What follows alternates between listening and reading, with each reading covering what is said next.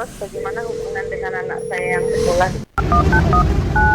Ya Allah. Terus bagaimana hubungan dengan anak saya yang sekolah di pesantren? Ini mau nanya. Yang ketiga adalah Selanjutnya Ustaz, Bagaimana pertanyaan dari Nur hukumnya Hamid di makanan dan Yogyakarta. uang Dengan siapa makan di mana? yang diberikan oleh mahasiswa Saya yang di akan Tangerang. ujian Baik, silakan Ibu. seminar?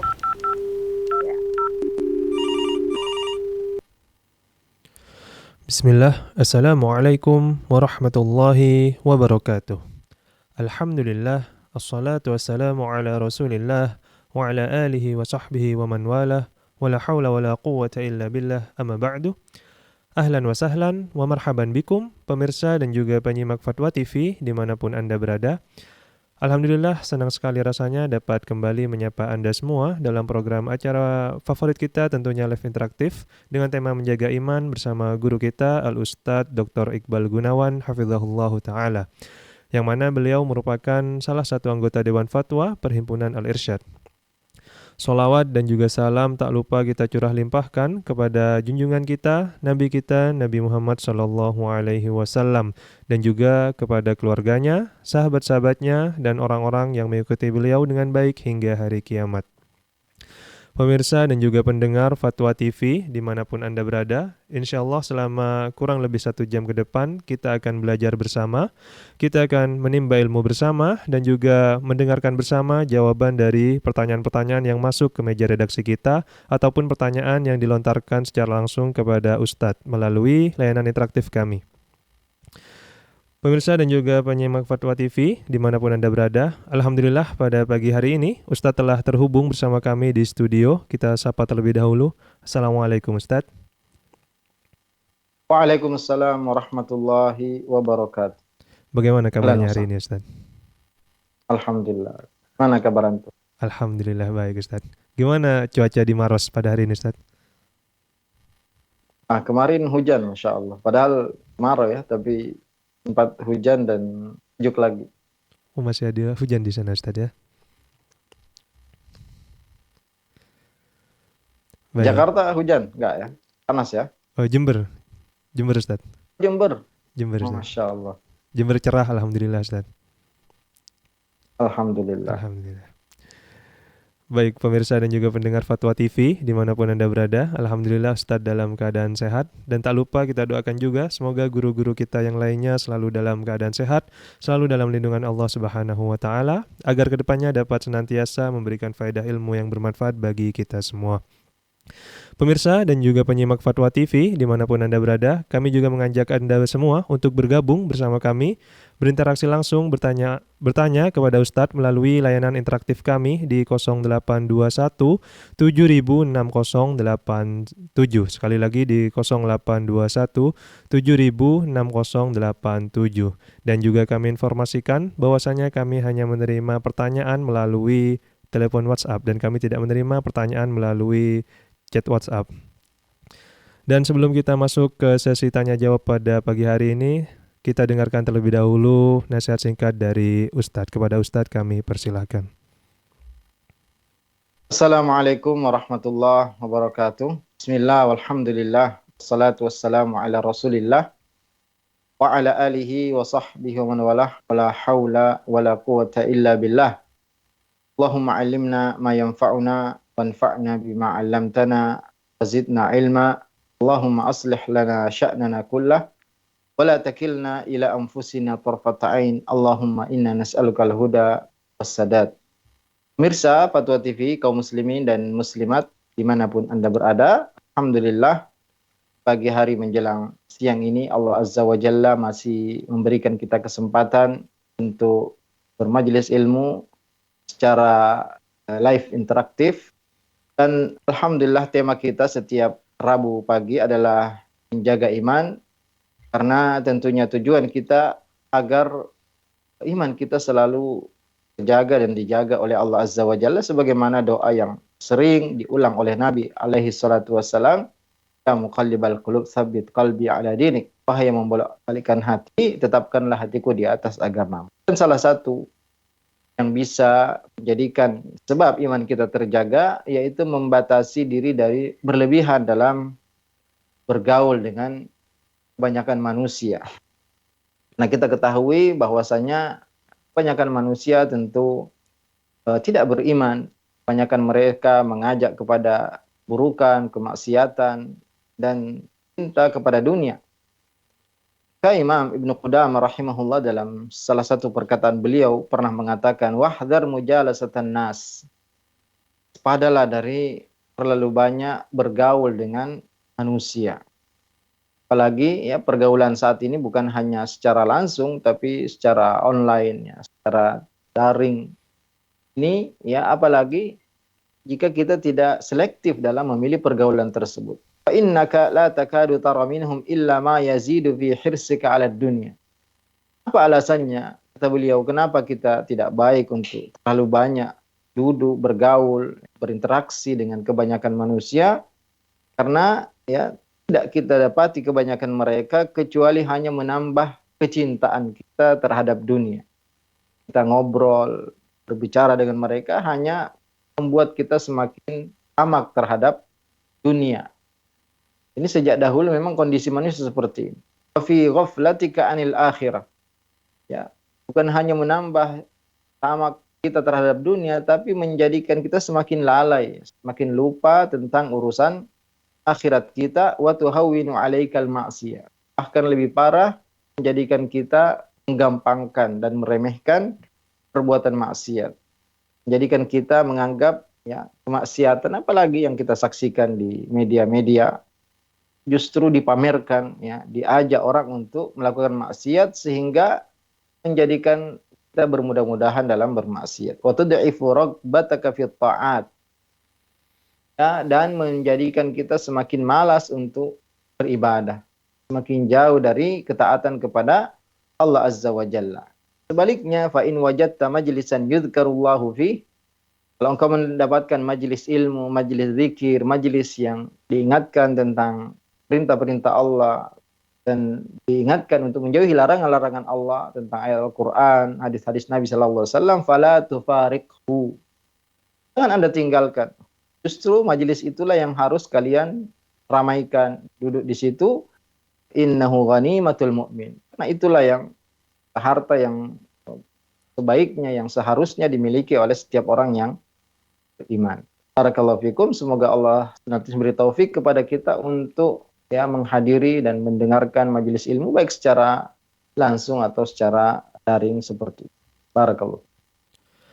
Syukron jazakumullahu khairan Ustaz atas nasihat singkatnya. Semoga apa yang antum sampaikan dapat bermanfaat bagi kita semua dan semoga Allah Subhanahu wa taala senantiasa memberikan taufik dan hidayahnya kepada kita untuk senantiasa beristiqomah.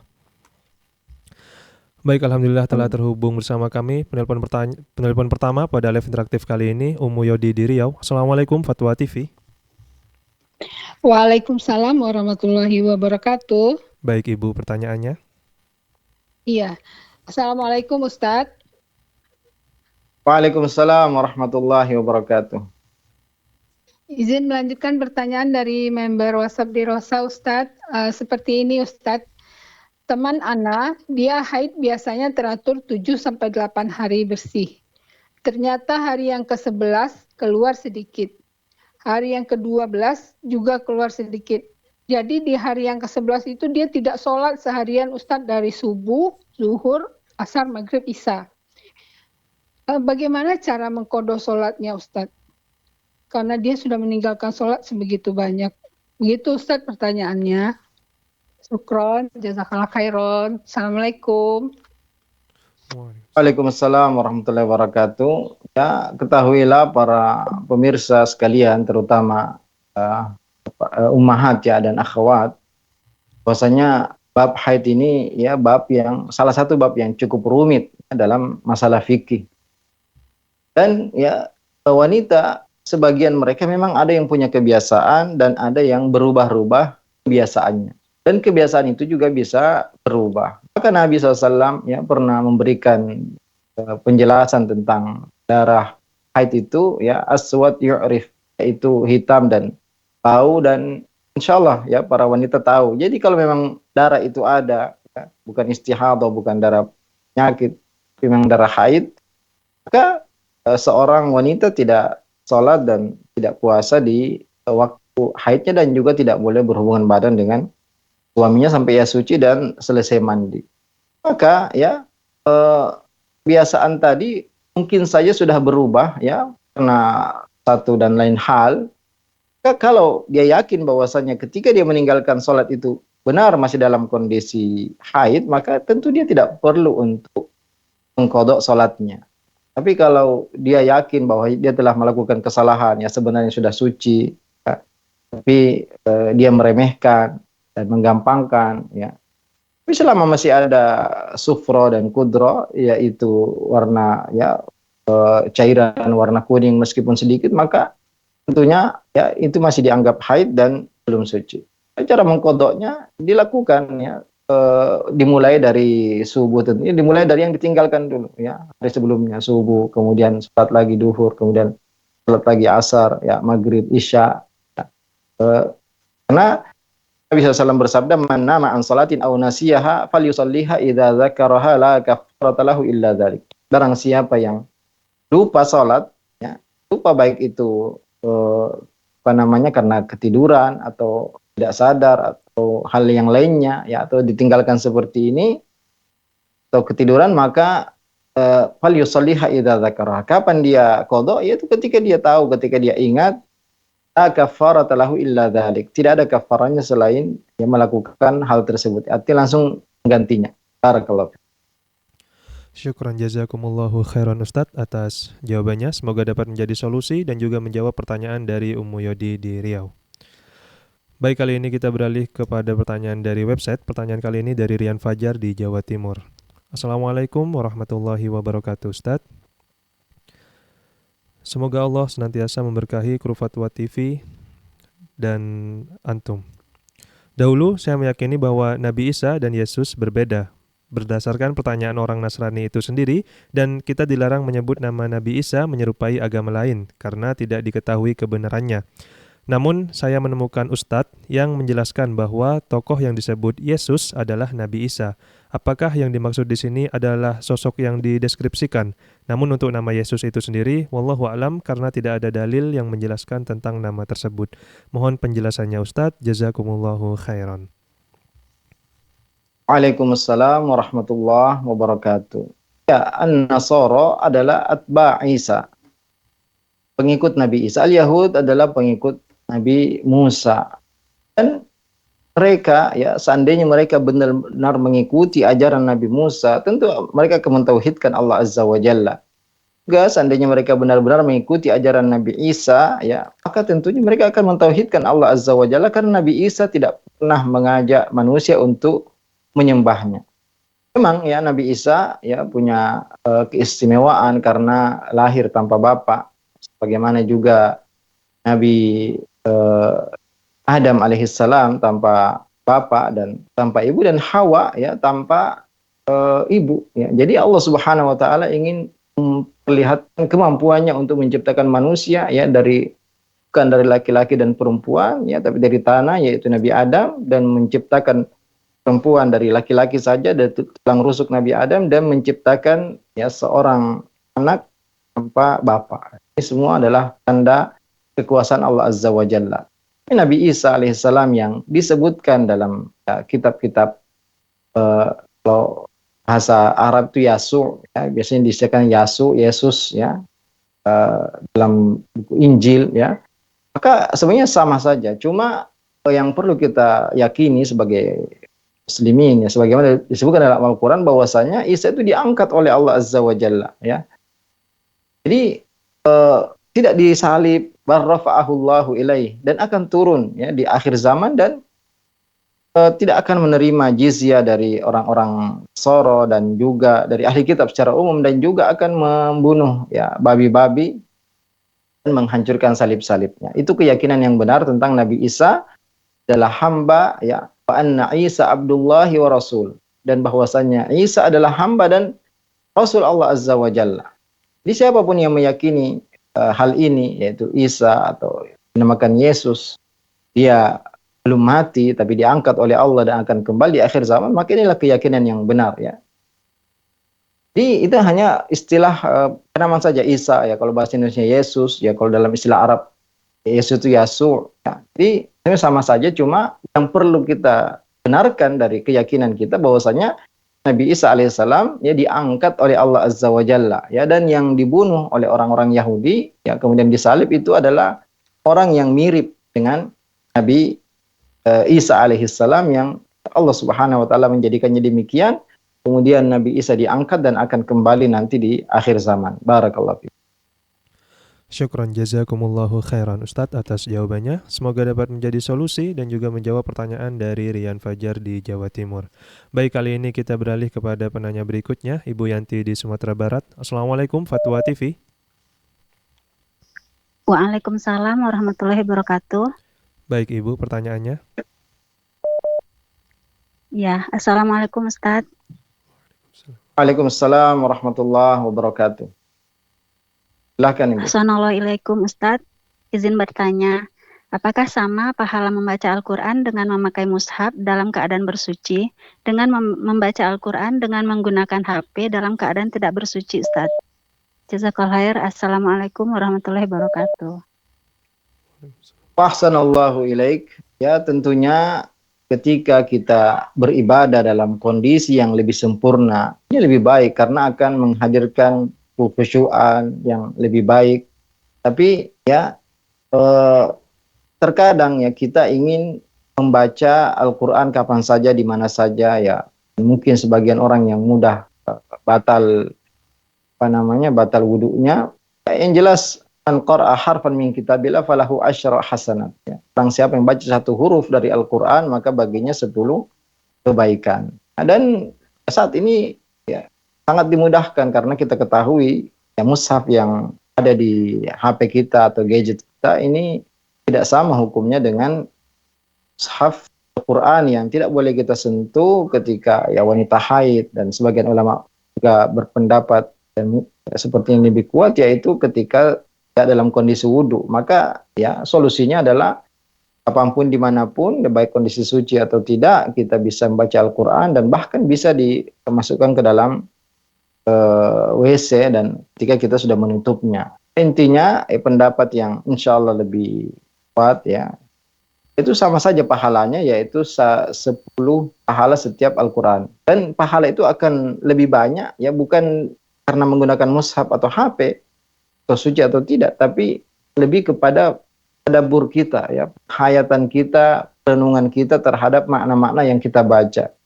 Karena semakin kita renungi makna-maknanya, semakin akan mempengaruhi semakin banyak, ya, maka tentunya pahalanya pun semakin baik. Tapi kondisi ya seorang beribadah seperti yang sering disebutkan oleh para ulama kita dalam ibadah umroh contohnya, ya, sa'i itu tidak harus seorang dalam kondisi suci. Tapi secara umum semua ibadah ya dalam kondisi suci itu lebih baik daripada kondisi tidak suci. Meskipun tidak diharuskan bersuci dalam ibadah itu ya. Tawaf wajib suci. Tapi sa'i tidak wajib ya, ketika seorang batal tidak suci dari hadas besar ya. Seorang ketika batal dia tetap boleh untuk melakukan sa'i, tapi para ulama kita mengatakan lebih baik kalau dia tetap menjaga wudunya. Sama dengan baca Al-Quran, tentu lebih baik kalau kita dalam keadaan suci, baik menggunakan mushaf atau HP, dan akan berpengaruh berbeda juga ketika kita membacanya dalam ya, tadabbur, ya, berusaha merenungi, memaknai apa yang kita baca, dan ini tentu pengaruhnya lebih berbeda ya dari sekedar nahudzuhu hadza ya, kata Ibnu Mas'ud, jangan kalian membaca Al-Quran ya seperti penting ya lewat saja ya, sehingga tidak merenungi sama sekali. Dan jangan sampai kita baca Al-Quran hanya memikirkan ya ayat terakhir, kapan saya selesai dari surat ini, kapan saya selesai dari juz ini. Tapi yang lebih penting adalah kapan saya bisa mengamalkan, memahami, mentadaburi apa yang saya baca. Jadi ya baik HP atau mushaf, maka semakin kita renungi, tadaburi, maka tentunya pahalanya lebih banyak. Dan secara umum ibadah dalam kondisi kita berwudu itu lebih sempurna daripada dalam kondisi tidak berwudu. Barakallahu fikum. Syukran jazakumullahu khairan Ustadz atas jawabannya. Semoga dapat menjadi solusi dan juga menjawab pertanyaan dari Ibu Yanti di Sumatera Barat. Baik, kali ini kita beralih kepada pertanyaan berikutnya dari hamba Allah di Jawa Barat. Assalamualaikum warahmatullahi wabarakatuh Ustadz. Apakah bermain game yang dimana setelah menang mengalahkan musuh muncul notifikasi atau suara kamu seperti Tuhan, termasuk sebuah syirik akbar? Dan bagaimana jika dalam hati tidak senang dengan suara itu namun tetap dilanjutkan? Syukron jazakumullahu khairan.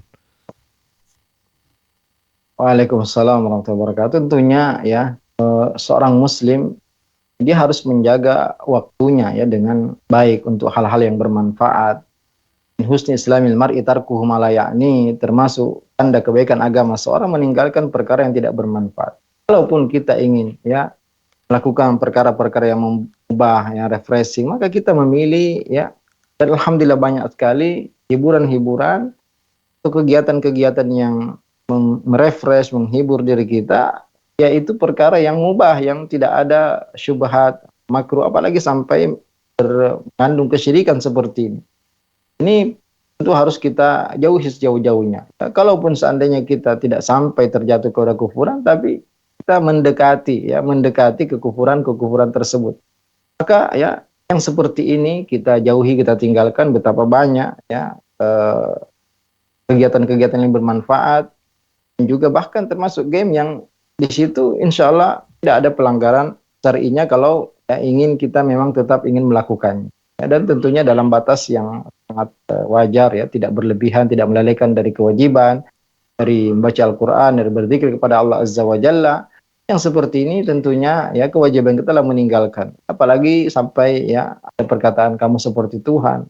Tidak ada yang seperti Allah Azza wa Jalla. Tidak ada yang bisa menyamai Allah Azza wa Jalla, dan ini bertentangan ya dengan apa yang sering kita baca, qul huwallahu ahad Allahus samad lam yalid wa lam yulad wa lam yakul lahu kufuwan ahad. Tidak ada ya satupun yang sekufu dengan Allah Azza wa Jalla. Maka tidak cukup sekedar mengingkari dengan hati, tapi ya meninggalkan sama sekali, menghapus aplikasi game tersebut, dan ya ingin mengganti yang tidak ada ya perkara-perkara yang haram, syubhat, apalagi mengandung kesyirikan seperti ini. Barakallahu fiik. Syukron jazakumullahu khairan Ustadz atas jawabannya. Semoga dapat menjadi solusi dan juga menjawab pertanyaan dari hamba Allah di Jawa Barat. Baik, kali ini kita beralih kepada penanya berikutnya, Ibu Yuni di Pekanbaru. Assalamualaikum Fatwa TV. Waalaikumsalam warahmatullahi wabarakatuh. Baik Ibu, pertanyaannya. Ya, Assalamualaikum warahmatullahi wabarakatuh. Ustadz mau nanya.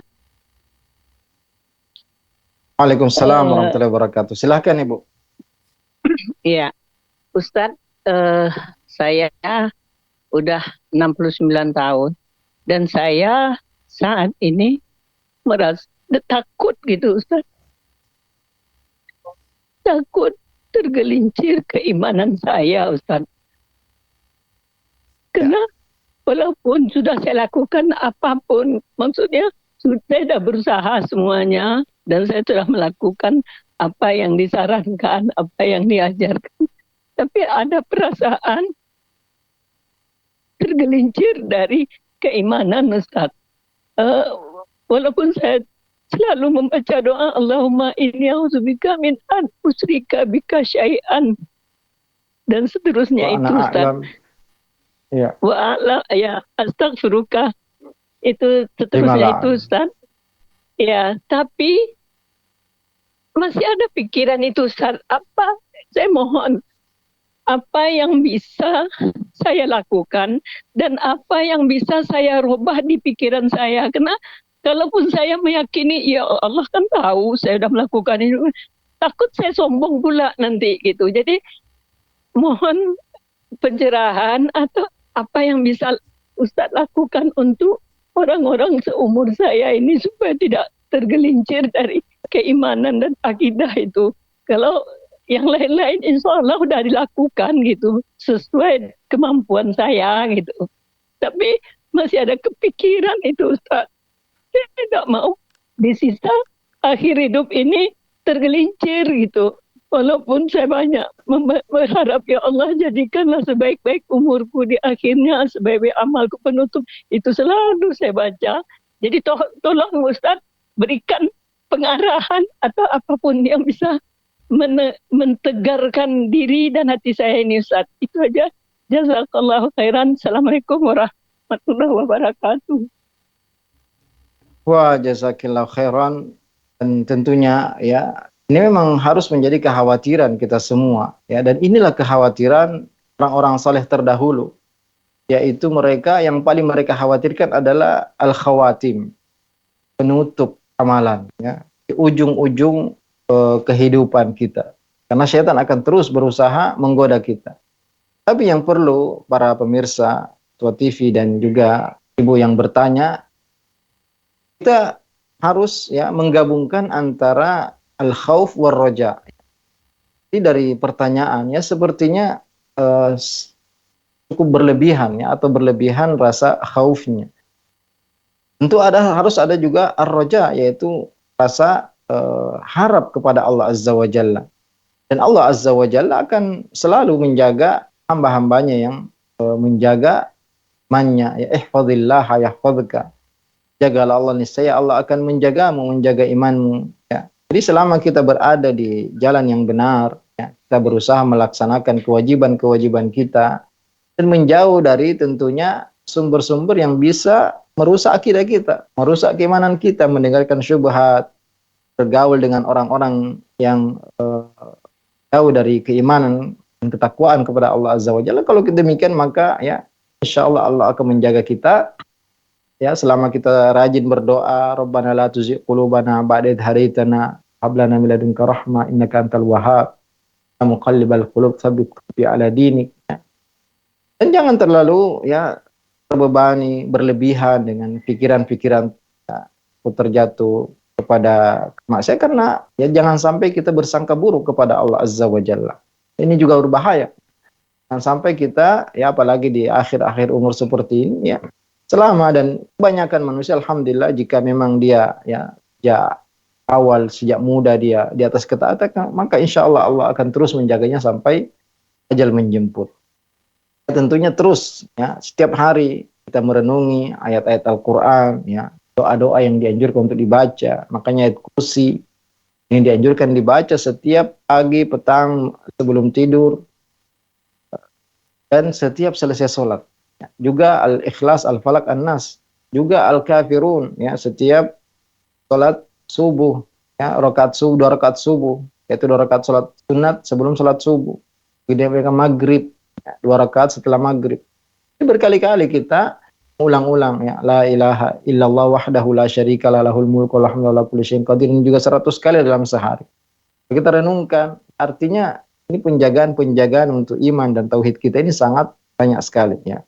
Makanya renungkan dan yakinlah, percayalah, bersangka baiklah kepada Allah, Allah akan menjaga iman kita, ya, doa kita diterima oleh Allah Azza wa Jalla. Maka tidak boleh terlalu berlebihan dalam al-khauf tadi ya.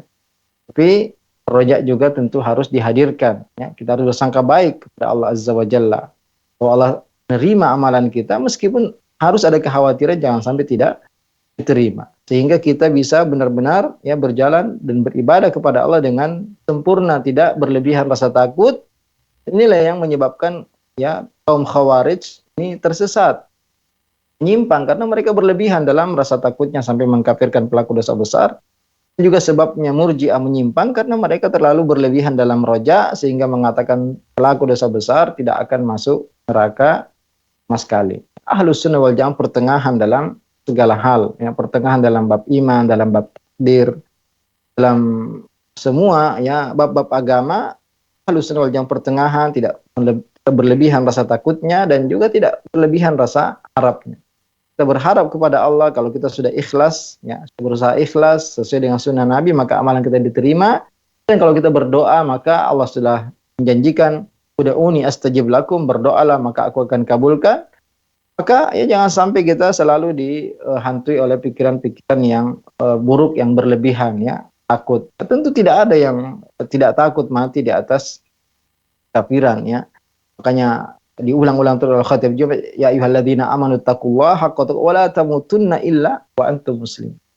Wahai orang-orang yang beriman, bertakwalah dengan takwa yang sebenar-benarnya dan janganlah kamu mati kecuali dalam keadaan Islam. Maka ya kita berusaha terus ya, karena siapa yang berusaha ya ikhlas dalam beramal ya, laksanakan kewajiban, maka Allah akan menjaga dia, dan kita harus bersangka baik kepada Allah Azza wa Jalla sampai kita wafat, Allah akan terus menjaga kita selama kita tidak bermudah-mudahan dalam melakukan pelanggaran dan maksiatan. Barakallahu fiik. Syukran jazakumullahu khairan Ustadz atas jawabannya. Semoga dapat menjadi solusi dan juga menjawab pertanyaan dari Ibu Yuni di Pekanbaru. Baik, kali ini kita beralih kepada penanya berikutnya, Bapak Rasuli di Jakarta. Assalamualaikum warahmatullahi wabarakatuh Ustadz. Semoga Allah memberikan hidayah, keberkahan, kesuksesan akhirat dan dunia untuk Ustadz, keluarga, dan kami. Amin ya rabbal alamin. Saya punya istri yang ikut bekerja. Saya pernah melarang istri untuk pergi rapat, namun dia bersikeras karena merasa punya tanggung jawab atas pekerjaannya. Bagaimana menyikapi masalah ini Ustadz? Syukron jazakumullahu khairan. Waalaikumsalam warahmatullahi wabarakatuh. Tentu permasalahan rumah tangga, keluarga seperti ini harus dikompromikan dengan baik, dibicarakan kalau perlu sejak awal, atau mungkin memang istri sejak sebelum menikah sudah bekerja dan dilamar oleh suaminya dan tidak ada syarat untuk meninggalkan pekerjaannya. Maka jika demikian, maka tentunya harus dibicarakan lagi apakah memang suaminya mengizinkan untuk bekerja, yang konsekuensinya tentu dalam kerjaan itu harus masuk kantor, harus rapat dan lain sebagainya. Dan yang perlu diperhatikan juga apakah tempat bekerja itu sesuai dengan fitrahnya dia seorang wanita, tidak bercampur baur dengan laki-laki, tidak aman dari fitnah dan bahaya. Hal seperti ini tentu berbahaya bagi rumah tangga kalau memang ternyata tempat kerja istri tersebut tidak aman. Maka bisa dibicarakan lagi dengan baik hingga istri bisa melaksanakan kewajibannya sebagai istri. Nah, ini perlu untuk disepakati kembali. Kalau memang suaminya mengizinkan istrinya bekerja, maka tentu konsekuensinya di situ ada jam kerja, ada rapat, ada mungkin bahkan pekerjaan-pekerjaan yang tambahan dari kantornya, dan dia menerima gaji, dan itu adalah suatu kewajiban bagi seorang muslim atau muslimah, karena al-muslimuna ala syurutihim. Muslim itu harus memenuhi perjanjian-perjanjian dan kata-kata yang mereka tulis. Jadi kalau dia seorang pekerja, pegawai di sebuah lembaga, dan ada kewajiban-kewajiban yang harus dia laksanakan, maka tentunya sebagai bentuk amanah, karena dia menerima gaji, maka dia tetap harus melakukannya. Kalau dihalangi oleh suaminya, maka tentu kan ditanyakan kepada suami kenapa mengizinkan sejak awal istrinya bekerja. Jadi di sini memang seorang istri harus taat kepada suaminya. Kalau memang suaminya sudah mencukupinya dengan nafkah dan mengatakan istri tidak perlu bekerja lagi, maka istri wajib untuk mentaati suaminya. Tapi kalau suaminya memang mengizinkan dan tempat bekerjanya pun aman dari hal-hal yang dilarang atau diharamkan, maka konsekuensinya adalah dia wajib untuk melakukan perkara-perkara yang wajib dia lakukan di tempat kerjanya. Seperti rapat, mungkin bisa jadi dia tidak amanah kalau sering meninggalkan kegiatan rapat. Jadi kalau memang mengganggu, maka larang istri untuk bekerja, dan Anda yang harus bekerja maksimal, memberi nafkah kepada keluarga. Barakallahu fiik.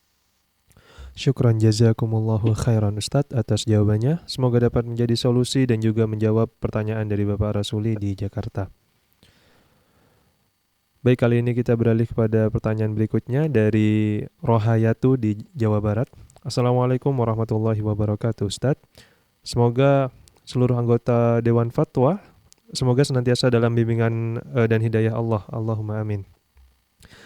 Ustadz, apakah ada dalil yang menunjukkan adanya jin nasab? Dan bagaimana selayaknya secara syariat agama yang murni jika saya merasa terganggu dengan ulah jin yang sering menyerupai manusia dan berinteraksi di kehidupan nyata? Qadarullah, nenek kakek seorang kahin, seorang dukun, dan saya sakit kurang lebih 10 tahun. Apakah saya boleh meminta ruqyah atau hanya cukup dengan membaca surat Al-Baqarah? Syukron jazakumullahu khairan. Waalaikumsalam warahmatullahi wabarakatuh. Ya, ini yang sebagian manusia mengistilahkan dengan jin nasab. Tentunya jin itu punya keturunan juga, sebagaimana manusia juga berturunan. Tapi bukan berarti kalau dia kakek kita kemudian dia punya jin kemudian turun ke bawahnya, bisa jadi memang karena sudah terlanjur mengganggu sudah terlanjur ada perkara-perkara yang umpamanya ditanamkan di rumahnya, sehingga itu semua harus dihilangkan. Ya. Semua itu harus dijauhkan, dimusnahkan. Ya, mungkin masih ada memang buhul-buhul atau apa yang menjadi tumbal dan lain sebagainya, sehingga masih terus mengganggu. Ya, kalau memang kita sudah sadar dan mengetahui perkara ini, maka terus bacakan surat Al-Baqarah di rumah kita, insya Allah jin tidak. Dan yang paling penting adalah menjaga zikir pagi dan petang. Jadi sebenarnya tidak ada wala taziru waziratu wizra ukhra. Ya, kalau dulu kakeknya dia memang bermuamalah, berinteraksi dengan jin atau minta bantuan jin, maka ya jika anaknya beriman dan bertakwa kepada Allah Azza wa Jalla, dia selalu menjaga zikir pagi petangnya, menjaga zikir sebelum tidur, bangun tidur, masuk rumah, keluar rumah, maka tidak ada yang bisa membahayakannya sedikit pun. Nabi SAW bersabda, man qala bismillahilladzi la yadurru ma'asmihi syai'un fil ardi wa fis sama' thalatha marrat. Ya, barang siapa membaca bismillahilladzi la yadurru ma'asmihi syai'un fil ardi wa fis sama' was samiul alim 3 kali di pagi hari dan di sore hari, maka tidak ada yang bisa membahayakannya di pagi sampai sore dan di sore sampai pagi lagi. Juga barang siapa membaca a'udzu bikalimatillahi tammat min syarri ma khalaq, tidak ada yang bisa membahayakannya. Siapa yang rutin membaca Al-Ikhlas, Al-Falaq, An-Nas 3 kali di pagi dan petang, tidak ada yang bisa membahayakannya. Siapa yang baca ayat kursi ya di malam hari, maka jin, setan tidak akan mendekatinya sampai pagi. Siapa yang baca 2 ayat terakhir dari surat Al-Baqarah di malam hari, maka itu sudah cukup baginya melindungi dari semua keburukan. Siapa yang baca bismillah tawakkaltu 'ala Allah la haula wala quwwata illa billah ketika keluar rumah, maka akan dikatakan kepadanya hudita wa wukita wa kufita wa tanaha angkas syaitan. Telah diberi petunjuk, dilindungi, dicukupi dan dijauhkan dari syaitan. Sehingga orang yang rutin membaca zikir pagi, petang, ya masuk rumah, keluar rumah, masuk WC, sebelum makan, maka jin, setan yang lainnya tidak akan, binatang apapun tidak akan membahayakannya. Kalaupun terkena, maka tidak akan mengganggu dan membahayakan kehidupannya. Ya, yang disarankan rutinkan ya. Baca zikir pagi secara lengkap, zikir petang, ya apalagi punya riwayat dulu kakeknya seorang dukun, maka ya ini perlu lebih maksimal lagi untuk menjaga diri dari gangguan-gangguan jin tadi. Ya, jadi saran saya rutinkan zikir pagi, zikir petang, ya sebelum tidur, bangun tidur, keluar rumah dan semua ya sebelum makan, naik kendaraan, sehingga akan dijaga. Dan zikir pagi petang ini seperti baju besi. Ya kita tidak butuh jimat, tidak butuh apapun, kita hanya butuh merutinkan zikir pagi dan zikir petang. Kita zikir-zikir yang lainnya dan membaca surah Al-Baqarah di rumah kita, ini semua lebih kuat dari perlindungan apapun karena ini langsung dari Allah Azza wa Jalla dan dari Nabi Sallallahu Alaihi Wasallam. Ya, kalau memang merasa perlu diruqyah, maka ruqyah diri sendiri. Bagaimana caranya? Ya dengan membaca ayat kursi, Al-Ikhlas, Al-Falaq, An-Nas, 2 ayat terakhir Al-Baqarah, kemudian ditiupkan ke tubuh atau meniupkan ke air, apalagi air zam-zam, kemudian diminum. Memperbanyak baca Al-Quran dan meniatkan ya selain mendapat pahala juga meruqyah diri sendiri, maka insya Allah tidak perlu minta diruqyah, tapi cukup ya, meruqyah diri sendiri dan Allah akan melindungi Anda dari semua keburukan dan bahaya. Barakallahu. Syukran jazakumullahu khairan Ustaz atas jawabannya. Semoga dapat menjadi solusi dan juga menjawab pertanyaan dari Rohayatu di Jawa Barat. Baik, kali ini kita beralih kepada penanya berikutnya, Bapak Soleh Haji di Depok. Assalamualaikum Fatwa TV.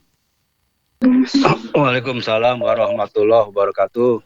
Baik Bapak, pertanyaannya. Assalamualaikum warahmatullahi wabarakatuh, Ustaz. Waalaikumsalam warahmatullahi wabarakatuh. Ya Pak, silahkan Pak Soleh Haji. Bila kita melaksanakan sholat jamaah Ustaz antara maghrib sama isya gitu contohnya. Nah, lalu pertanyaannya bagaimana cara melaksanakan sholat sunnah ba'diyahnya dari kedua sholat yang dijamaah tersebut, Ustaz. Syukron. Jazakumullahu khairan, barakallahu fikum. Wassalamualaikum warahmatullahi wabarakatuh. Ya, sebelumnya tentu Waalaikumsalam warahmatullahi wabarakatuh. Tentunya ya kita harus mengetahui dulu kapan boleh jamak dan tidak boleh menjamak. Menjamak ini ketika kita mendapatkan kesulitan untuk melaksanakan setiap melaksanakan sholat wajib pada waktunya maka boleh dijamak. Seperti orang yang sedang melakukan perjalanan jauh, ya, maka boleh jamak, bahkan boleh qasar, ya, boleh meringkas yang 4 menjadi 2. Sehingga keringanan-keringanan ini sebenarnya menjadikan kita untuk tidak bisa melaksanakan yang sunnah-sunnah, ya, karena yang wajib saja kita ambil keringanannya. Maka ya kalau memang Anda merasa bahwasanya waktunya longgar, ya, tidak ada masalah, tidak seperti kita sebutkan tadi, orang menjama itu orang yang ada dalam kondisi sempit, ya, seperti seorang dokter yang ingin melakukan operasi 1 jam sehingga makan waktu duhur, asar atau maghrib isya, maka dia jamak. Ya. Dalam kondisi-kondisi seperti ini maka tentunya yang sunnah-sunnah itu ya tidak perlu dilakukan karena yang wajib saja diringkas atau digabungkan. Jadi kalau memang ya Anda ingin sholat sunat, ya ba'diyah, qabliyah, ya, maka kerjakan semua sholat pada waktunya saja. Kerjakan semua sholat pada waktunya saja, yaitu dan sholat berjamaah dengan masyarakat, dengan di masjid, ya. Kalau maghrib ya tidak ada qobliyahnya yang rawatib, tapi Nabi mengatakan sholli qoblal maghrib. Jadi kalau memang Anda sedang menjamak, maka ya, tidak perlu melaksanakan yang sunnah-sunnah karena berarti Anda dalam kondisi kesulitan untuk melaksanakan ibadah secara normal seperti biasanya. Tapi kalau kondisi Anda normal-normal saja, maka tidak perlu menjamak atau mengqasar. Dan normal ya, seperti biasa, sholat sunat dulu sebelumnya, kemudian sholat sunat setelahnya. Maka ini pertanyaan sebenarnya ya ini saran ya, ketika seorang tidak melaksanakan semua sholat pada waktunya, maka dia mengambil keringanan, maka yang sunnah-sunnah ditinggalkan. Karena yang wajib saja dia tidak kerjakan secara normal. Tapi kalau memang ingin tetap, maka seperti biasa ya, ba'diyahnya setelah sholat isya. Setelah sholat isya di ba'diyah, ya, ditambah 2 rakaat lagi.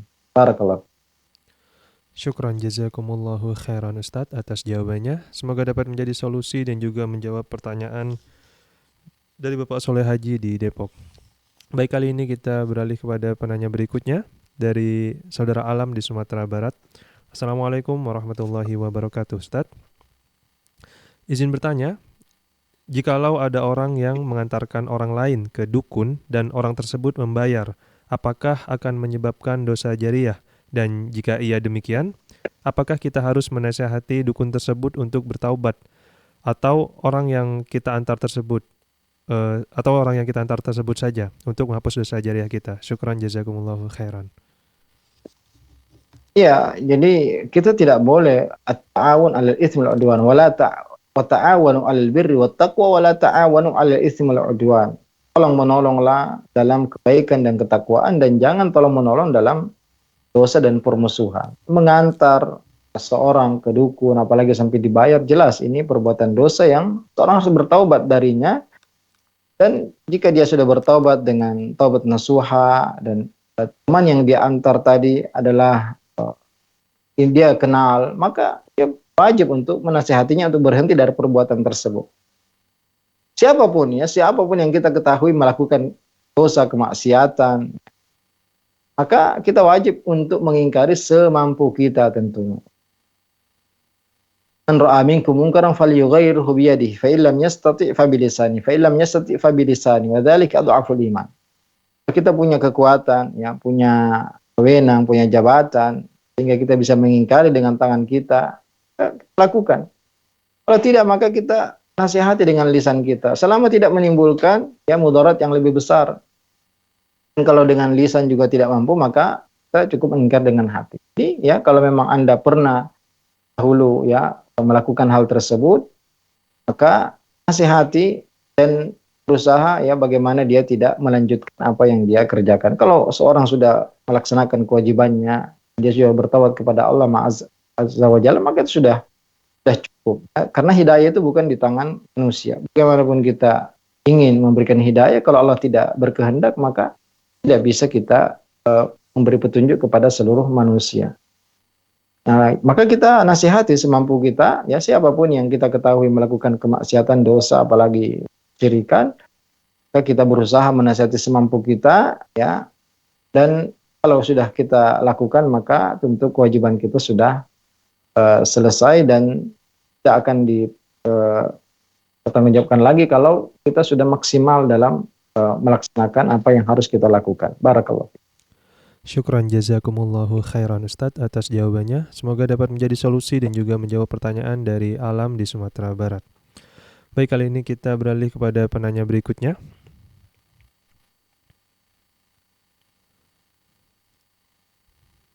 Halo, Assalamualaikum, Fatwa TV. Waalaikumsalam warahmatullahi wabarakatuh. Baik, Ibu, pertanyaannya. Pertanyaannya tentang itu, Pak. Belakangan ini saya mendengar ada nampan stainless dari Cina itu yang diimpor ke Indonesia itu dilapisi minyak babi, sedangkan alat makan stainless itu rata-rata yang di Indonesia itu semuanya impor dari Cina.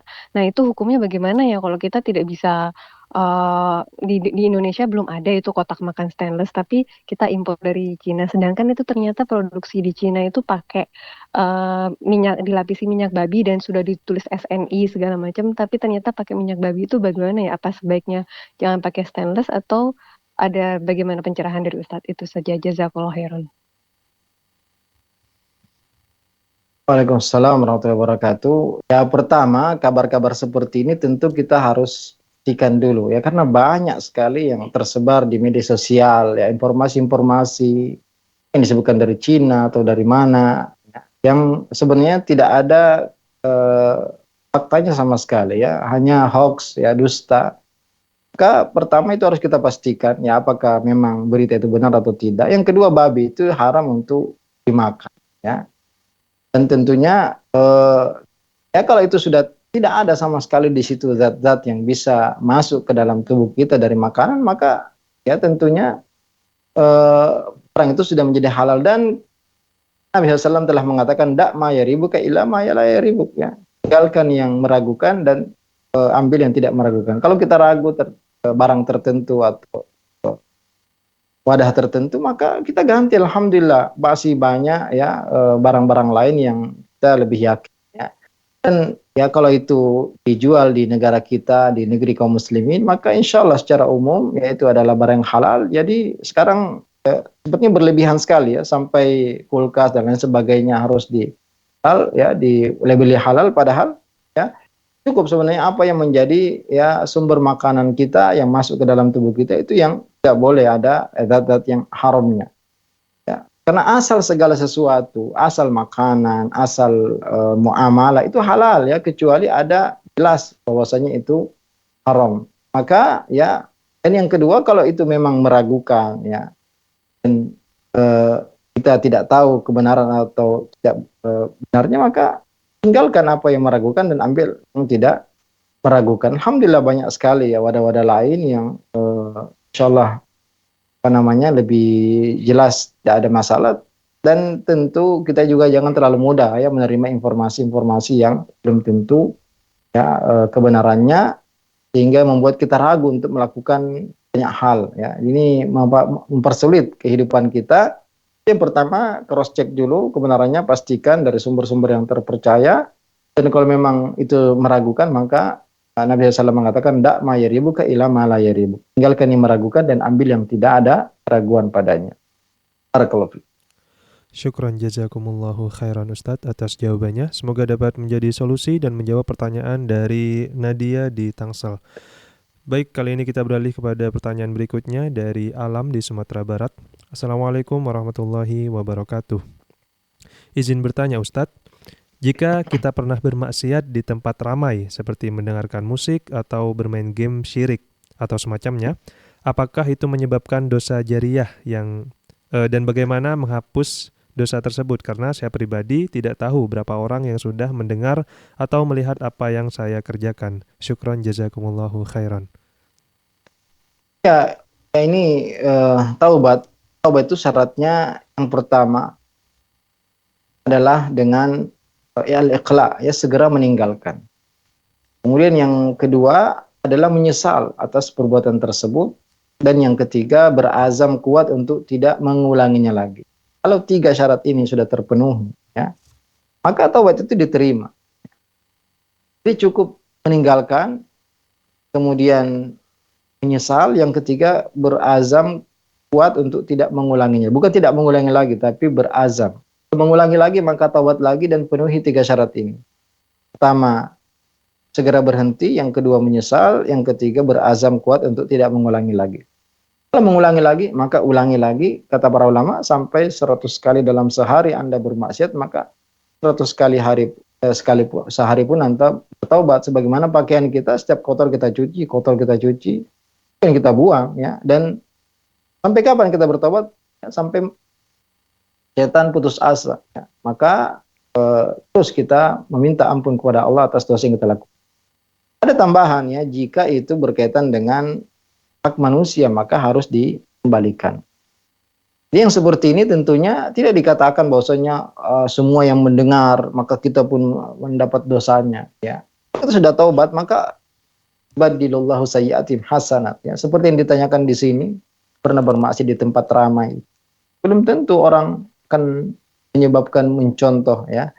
Jadi cukup tadi 3, segera meninggalkan, menyesal, berazam kuat untuk tidak mengulangi lagi, dan itu jika berkaitan dengan hak manusia pernah mengambil harta orang lain, maka harus dikembalikan atau diminta keridhaannya. Kalau kita pernah merusak kehormatan, menggibah, maka kita minta untuk dimaafkan. Akan diterima oleh Allah Azza wa Jalla. Jadi tidak semua dosa yang pernah dilihat oleh orang lain menjadi dosa jariah. Ya. Dosa jariah jika memang kita yang mengajak dahulu.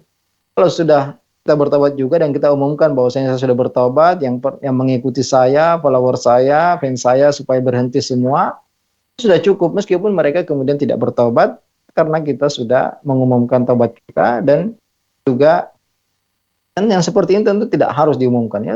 Yang penting kita sudah berbuat baik ya, menampakkan kebaikan, maka insya Allah tidak termasuk dosa jariah kalau 3 syarat tadi sudah kita penuhi, segera kita tinggalkan, kemudian menyesali perbuatan tersebut dan berharap ya tidak pernah melakukannya, kemudian berazam kuat untuk tidak mengulangi lagi, dan jika berkaitan dengan hak manusia maka dikembalikan. Jika itu sudah terpenuhi maka Allah Subhanahu wa taala sangat senang dengan taubatnya orang yang bertaubat.